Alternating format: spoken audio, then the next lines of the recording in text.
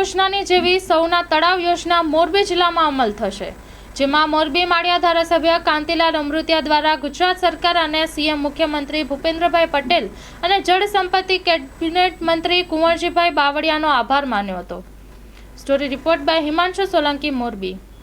પહેલાં તો ગુજરાત સરકારનો હું આભાર માનું છું, અમારા મુખ્યમંત્રી ભૂપેન્દ્રભાઈ અને કુંવરજીભાઈનો.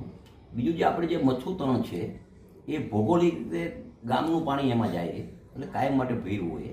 એ મચ્છુ તણ ગુજરાતનો પહેલો પ્રોજેક્ટ એવો હોય કે 30 કિલોમીટર પાઇપ નાખ્યા અને અંડરગ્રાઉન્ડ લગભગ ઓછામાં ઓછા 15 ફૂટ 15 થી 25 ફૂટ એટલે એક કૂવામાં ભરે તો એ રીતે કૂવા ભરાય. એટલે મચ્છુ તળમાં પાણી પુષ્કળ રહેવાનું હોય, સૌની રીતે આવવાનું હોય. એટલે એક કૂવાના આધારે જેને લિંક થાય તળાવની એને પાઇપથી લિંક કરવાની. એમાં માનો લિંક કરવાની વાત છે કે હરવડથી આવશે, હરવડ આવશે, નવાગામ આવશે, દેરાળા આવશે, રાસીપર આવશે, અહીંયાથી પછી માનો બરાર આવશે, સોનગઢ એટલે બરાર આવશે, જાજાહાર, દેવગઢની બધા આવશે.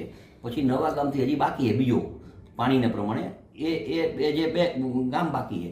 બીજું જે તળાવ જે 32 કૂવા કર્યા છે એને પણ અંદરની 3 કિલોમીટર લાઈન નાખી. એટલે અત્યારે તો 2 કરોડ ને 39 લાખ રૂપિયાનું મંજૂર થયા છે, પણ બીજા રાઉન્ડમાં એ થઈ જાય. અને બીજું એથી વિશે સૌની યોજના વડે સૌના તળાવનું પણ કરી, એ લગભગ 125 કરોડના ખર્ચે અત્યારે એના એસ્ટિમેટ થઈ ગયા છે.